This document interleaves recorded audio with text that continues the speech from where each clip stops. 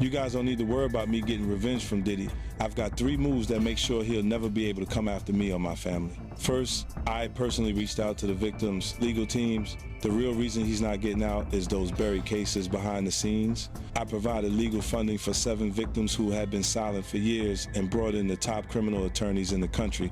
Second, I bought up every potential post-release business deal he had lined up. I planned this 2 years in advance, so by the time he got sentenced and still had hope of getting out, every partner had already cut ties with him. Third, I don't just have evidence, I've got backups. This is an entire minefield that's been buried for 20 years. I uncovered every secret from the last 30 years. With testimonies from the victims, we interviewed over a dozen people he tricked, threatened, or violated. You think that's harsh? No, he destroyed other people's lives for decades. I'm just making sure he spends a few extra years in prison for it. I'm not afraid of his people, not afraid of his threats. I know he's still in there fantasizing about a comeback, but the truth is, he's never coming back.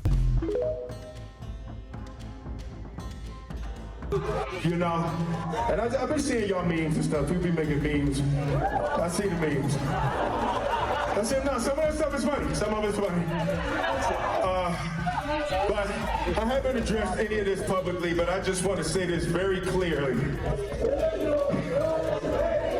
I don't have to do with Puffy, so y'all can stop all the memes.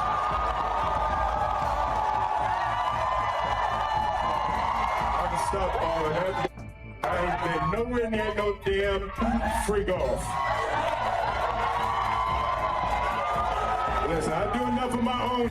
Don't be putting me in other people's. Stop scrolling right now. Because this is not a regular documentary drop. This is a Hollywood nerve being touched with zero anesthesia. 50 Cent just dropped a bombshell that allegedly pulls Diddy and Will Smith into a narrative so uncomfortable. So carefully avoided that the industry is suddenly acting like someone cut the lights mid-party. This isn't gossip. This isn't a vague hint. This is the kind of say it without saying it expose that makes publicists sweat. Lawyers refresh their inboxes, and celebrities suddenly remember they don't do interviews anymore. According to explosive reactions online, 50 Cent's documentary doesn't just revisit old rumors, it rearranges them, recontextualizes them, and drops them back into the conversation like they were never supposed to resurface. And let's be clear, when 50 Cent speaks, he doesn't whisper. He doesn't imply politely. He smiles, leans back, and lets chaos do the talking. This makes the Kardashians look like they resolve scandals with scented candles and apology notes. Because when names like Diddy and Will Smith end up in the same controversial conversation, Hollywood doesn't brace. It panics quietly. Is this truth? Is this narrative warfare? Or is this the moment old stories finally stop being off limits? This didn't land like a normal documentary announcement. It landed like a whisper that somehow echoed through Hollywood louder than a press conference. The moment word spread that 50 Cent was dropping a project allegedly unpacking hidden truths involving Diddy and Will Smith. The industry didn't react with excitement, it reacted with tension. The kind of tension you feel when a room goes quiet for no obvious reason. But everybody suddenly knows not to joke, because 50 Cent doesn't do safe. He does calculated discomfort. He doesn't accuse directly. He rearranges the furniture. So the room feels wrong, then lets people notice what's been sitting there the whole time. And according to early reactions, this documentary didn't come swinging with wild claims. It came sliding timelines together in a way that made long-ignored questions feel impossible to unsee. That's what set people off. Not proof. Not verdicts. Perspective. The background matters here. Diddy's legacy is built on power, access, and influence that spans decades. Will Smith's image, on the other hand, has been polished into something almost mythic. The good guy. The comeback story. The untouchable brand. Two very different public identities, both carefully managed. Both heavily protected by an industry that thrives on selective memory. So, when both names allegedly appear in the same uncomfortable narrative space, Hollywood doesn't scream. It recalculates. The documentary reportedly doesn't introduce brand new scandals. It revisits moments people rushed past. Situations that were softened by time, charisma, or reputation. Events that never fully sat right but were quietly archived under the label of handled. And that's where the A&E started. Online viewers described the project as less of an expose and more of a reframing. Old interviews resurfaced. Past reactions got replayed with new captions. Career trajectories that survived storms others didn't suddenly looked interesting. Not criminal, not proven. Just interesting in a way that makes people shift in. Their seats. The internet reacted instantly because it always does. Some accused 50 Cent of clout chasing, saying this was just another chapter in his long-running habit of poking powerful people for sport. Others pushed back, arguing that questioning narratives isn't the same as fabricating them. That documentaries exist to challenge comfort, not preserve it. And that debate is exactly where the tension lives, because 50 Cent's reputation adds weight to the drop. This is someone who has spent years calling out hypocrisy, mocking power, and surviving backlash. With a grin, when he points a camera at something, people assume there's intent behind it, even if the documentary never says the quiet part out loud. The first wave of reaction didn't come from Diddy or Will Smith themselves. It came from the absence of reaction. And in Hollywood, silence is rarely accidental. It's a pause to assess damage, to see how far the narrative travels before stepping in. Fans noticed immediately. Comment sections filled with variations of the same thought. Why does this feel like something they don't want reopened? Old footage began circulating again, not because the documentary demanded it, but because the audience did. The internet started doing what it does best, stitching context. Moments that once felt isolated now looked connected, not conclusively, just suggestively, and that suggestion was enough to shake the mood. Sarcasm online went wild. People joked that 50 Cent treats Hollywood secrets like a hobby. Others said this felt like someone opening a filing cabinet everyone pretended was empty. Memes compared the industry's reaction to a party that suddenly realized the music stopped. But nobody knows who turned it off. But beneath the humor, there was discomfort. Because the documentary allegedly doesn't accuse, it asks. And questions are harder to kill than statements. You can deny a claim. You can't easily deny a pattern once people start noticing it. That's where Will Smith's presence in. The conversation became particularly delicate. His public image has already been through a high-profile fracture in recent years, followed by a carefully managed rebuild. Any proximity to renewed controversy, even indirect, threatens that reconstruction. Not because it proves anything, but because it reminds people how fragile reputation really is. Diddy's situation is different but equally sensitive. His name carries institutional weight. He represents a certain era, a certain power structure. When that structure gets questioned, even softly, the industry instinctively circles the wagons. Not to attack, but to protect stability. And that's what made this documentary feel dangerous to Hollywood. Not explosive. Not reckless. Just destabilizing enough to force a second look. The backlash arrived in waves. Some voices dismissed the project entirely, saying reopening old conversations helps nobody and hurts everyone. Others argued the opposite, that avoiding uncomfortable history only empowers the same dynamics to repeat. And right in the middle of that debate sat 50 Cent. Unbothered, doing what he's always done. Letting the chaos talk while he watches reactions roll in. By the time the first clips and summaries finished circulating, one thing was clear. This wasn't designed to end anything.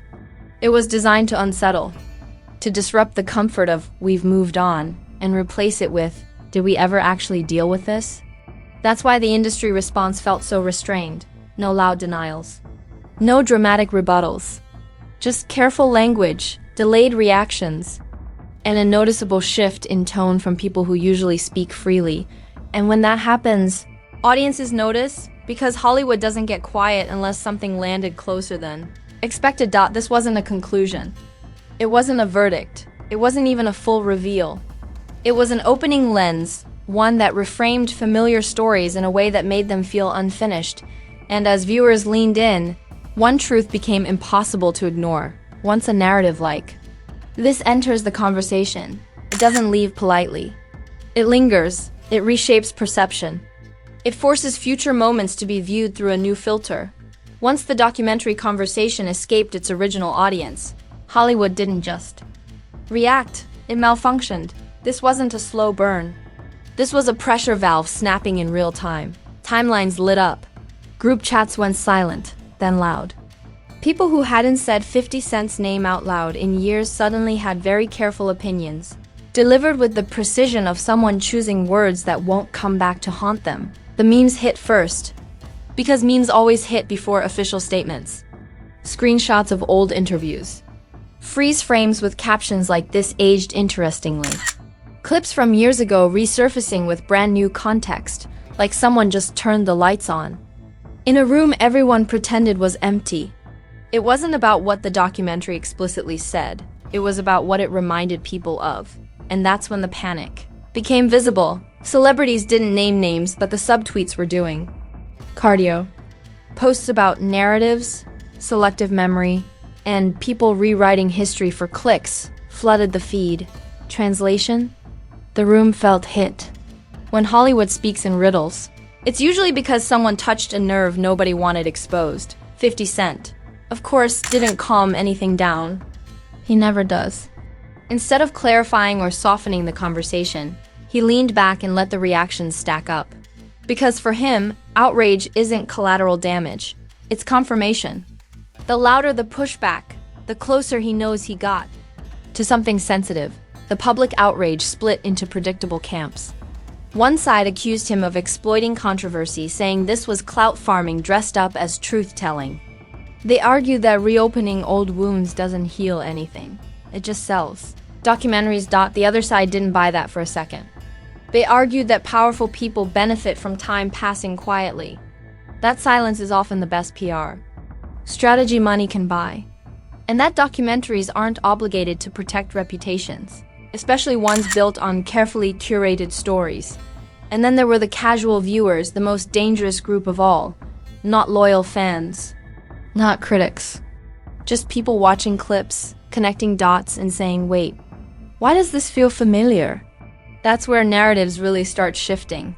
Because curiosity doesn't come with allegiance. Will Smith's name trending alongside words like documentary, reframed, and hidden truths hit especially hard.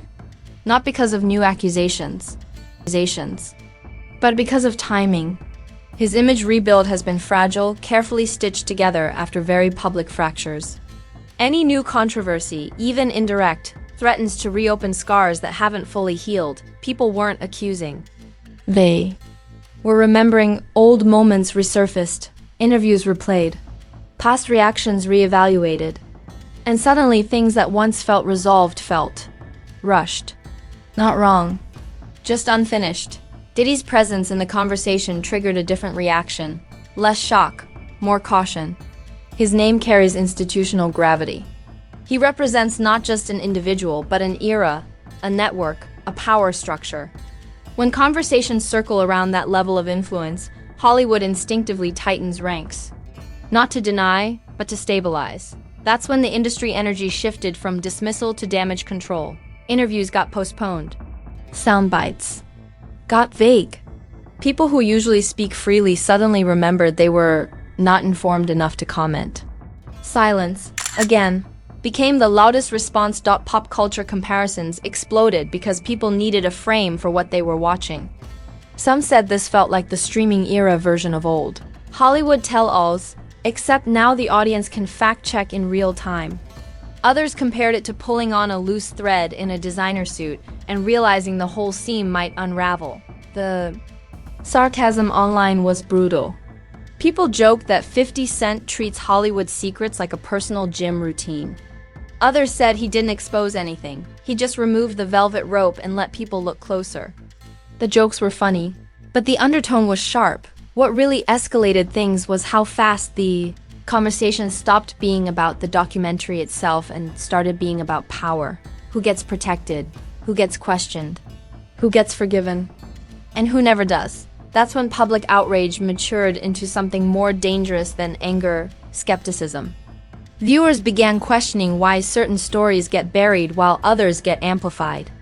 Why some careers survive scandals while others collapse under rumors. Why moving on always seems to benefit the same people. And once skepticism sets in, PR strategies stop working the way they used to. Because you can deny a claim, But you can't easily deny a pattern once people start spotting it. By this point, the documentary had done its job. Not by proving anything conclusively, but by shifting the conversation. It made silence suspicious. It made comfort unstable. And it reminded everyone watching that Hollywood's version of history is often the cleanest one, not necessarily the most complete. The outrage didn't peak, it spread. Into podcasts, into reaction channels, into comment sections where people weren't asking, is this true? But why were we told to stop asking? And that's when the real tension set in, because once an audience starts questioning why, something was off limits, the industry loses control of the narrative. The story no longer belongs to the documentary. It belongs to the collective memory being re-examined in public. Everyone could feel it. This wasn't about 50 Cent anymore.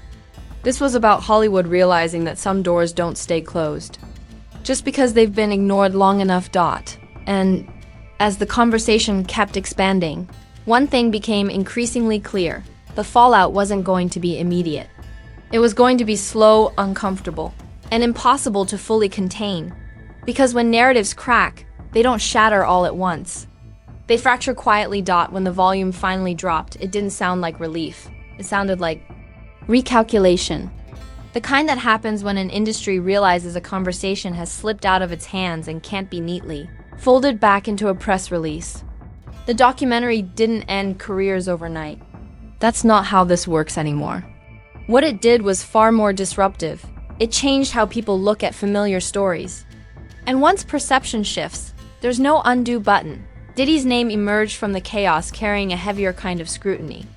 Not new accusations, not fresh revelations, just renewed attention on long-standing power. The kind that makes people ask who benefits from silence and who pays for noise. Supporters rushed to defend legacy and influence, arguing that success always attracts controversy. Critics didn't argue facts. They argued patterns. And patterns don't need verdicts to feel uncomfortable. Will Smith's situation felt different, but no less fragile. His public image had already survived a very public fracture, followed by a carefully managed rebuild that relied on accountability, humility, and time. The documentary's ripple effect didn't accuse him of anything concrete. It simply placed him back in a conversation he'd worked hard to move past. And in Hollywood, proximity to controversy is sometimes enough to reopen wounds people assumed had scarred over. What followed wasn't outrage, it was unease. Interviews got careful, language got softer. People spoke in generalities instead of specifics. When celebrities suddenly become vague, it's usually because they're waiting to see which way the wind blows before committing to a position. Silence wasn't defensive. It was strategic. Behind the scenes, the consequences were quieter, but more lasting. Industry relationships don't collapse publicly anymore. They cool privately. Invitations pause. Projects get delayed. Conversations happen without headlines. The documentary didn't torch bridges. It made people walk across them more cautiously. Public perception continued to evolve in slow motion. Casual viewers who clicked out of curiosity stayed because something felt unresolved. They weren't convinced of wrongdoing. They were convinced of imbalance, of selective outrage, of a system that forgives some names faster than others. And that realization sticks longer than any headline. The internet, as always, moved on to the next trending topic, but not completely. This story became a reference point. Any future controversy involving power, protection, or image control will now be measured against this moment. Not because the documentary proved everything, but because it asked questions that didn't get answered cleanly, and that's the most dangerous kind of disruption. The backlash against 50 Cent softened over time, not because critics changed their minds, but because the conversation outgrew him. He wasn't the headline anymore, the system was. People stopped asking why he made the documentary and started asking why these conversations were so uncomfortable to revisit in the first place. That's when the narrative truly shifted, from personalities to power structures, from individuals to immunity, from scandal to accountability, or the lack of it. What Hollywood hates most isn't accusations. It's unpredictability. And this documentary introduced uncertainty into narratives that were once considered settled. That uncertainty doesn't explode, it lingers. It shows up in future interviews, in cautious phrasing, in stories that get framed differently because audiences are listening differently now. No official reckoning followed. No dramatic apologies. No curtain call. Just a subtle recalibration of tone across the industry, and that's how you know something landed. When the response isn't loud, it's careful. The most ironic part? The documentary didn't claim to be definitive. It didn't promise truth with a capital T, it offered perspective. And perspective, once absorbed, becomes part of how people process everything that comes next. As weeks passed, the immediate heat cooled, but the questions stayed warm. Why were certain stories rushed to closure? Why did some moments fade faster than others? And who decides when the public is ready to move on? Those questions don't trend forever, but they don't disappear either. They sit quietly, waiting for the next related moment to resurface them. And in an industry built on narrative control, that's the real shake up. This wasn't about tearing Hollywood down. It was about reminding it that memory isn't as selective as it pretends to be. That audiences notice patterns even when they're told not to. And that time doesn't erase discomfort. It just delays it. As the dust settled, one truth became undeniable. The documentary didn't end anything. It opened a door. And once opened, doors don't close the same way again. Because in this era, scandals don't end with statements. They evolve through perception. And once perception changes, the story never fully goes back to what it was. Now pause right here. Because this is where you decide if this was just another documentary, or the moment Hollywood realized people are paying closer attention. What 50 Cent did wasn't scream accusations, it shifted perspective. And once perspective changes, comfort disappears. That's when the real panic starts. So smash that. Like it owes you money. Because if this breakdown had you leaning forward, raising an eyebrow, or thinking, wait, why does this feel unfinished? Then the message landed. Likes tell the algorithm, people aren't done swallowing clean narratives without questions. Drop a comment right now and say it plainly. Do you think this documentary exposed truth, stirred old wounds for clout, or cracked open conversations? The industry keeps duct taping shut? Don't sit on the fence. This comment section is where the real investigation happens, not the press releases. And if you're new here, hit that subscribe button immediately, not later, not after the next bombshell. Right now, because Fame Blueprint doesn't chase headlines. We dissect power, decode patterns, and call out why some stories disappear while others get buried alive. Turn on notifications too. Because Hollywood scandals don't come with trailers. They leak, they whisper, and then they explode when someone stops playing along. And when that happens, we're already locked in, breaking it down before the spin kicks in.